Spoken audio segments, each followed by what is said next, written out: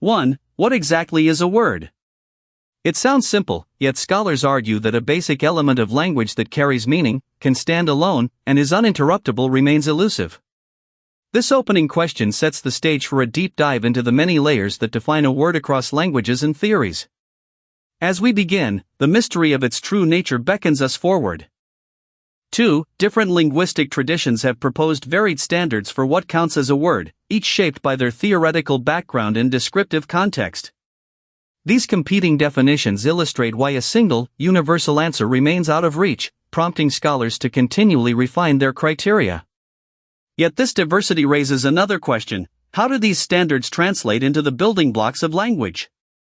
3. At the core, words are constructed from at least one morpheme, the smallest meaningful unit, and through morphological derivation, morphemes can combine to create new words. This process shows how language expands its vocabulary by linking tiny pieces together, but it also hints at the complexity hidden beneath everyday speech. The next step is to see how these morphemes behave in familiar languages like English. For, in English and many other tongues, a typical word comprises a root plus possible affixes, creating a recognizable pattern for speakers. When multiple roots fuse, the result is a compound word, while contractions blend several words into a single form. These variations demonstrate the flexibility of word formation, leading us to wonder how writing systems influence our perception of word boundaries. 5. Learning to identify what counts as a word often begins with mastering a language's writing system, where spaces and punctuation act as separators in modern alphabetic scripts. Yet even this seemingly straightforward cue varies. Some languages lack explicit delimiters, challenging the notion that orthography alone defines a word.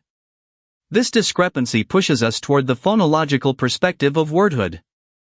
6. A phonological word is defined by syllable structure and prosodic features, often larger than a single syllable, and can be distinguished by stress patterns or interactions with phonological rules.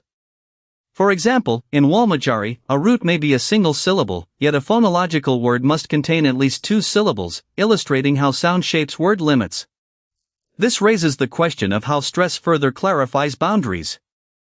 7. Stress can serve as a reliable cue for identifying phonological words, especially in languages with fixed stress where the position of emphasis marks word boundaries. Many phonological rules operate only within a phonological word or specifically across its borders, reinforcing the idea that prosody, not just spelling, governs word limits. Yet how does this interact with internal lexical representations? 8. From a mental perspective, a word can be viewed as a lexeme, an item stored in a speaker's internal lexicon that encompasses all its inflected forms. This concept raises debates about whether inflected or compounded forms should be counted as separate lexemes, especially in agglutinative languages where a single word may contain many morphemes. The discussion leads us to the role of grammatical words.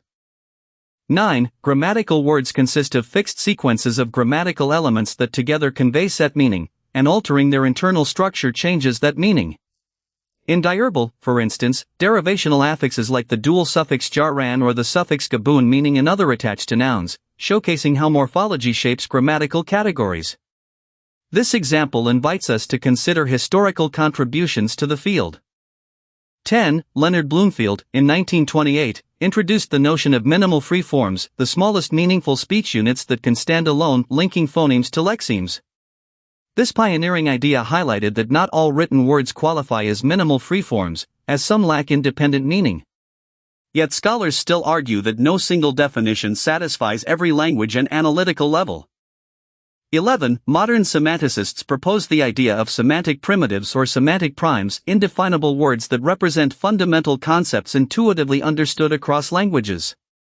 While this theory seeks universal building blocks, the extent to which such primitives belong within a lexeme remains unclear, reflecting ongoing uncertainty about the boundaries of meaning. As we near the conclusion, the lingering ambiguity prompts a final reflection. 12. Thus, the quest to pin down what a word truly is remains an open-ended journey, tangled in morphology, phonology, orthography, and cognition.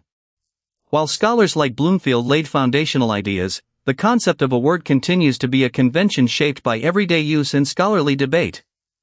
The original question endures: can we ever capture the full essence of a word, or will it forever hover just beyond precise definition?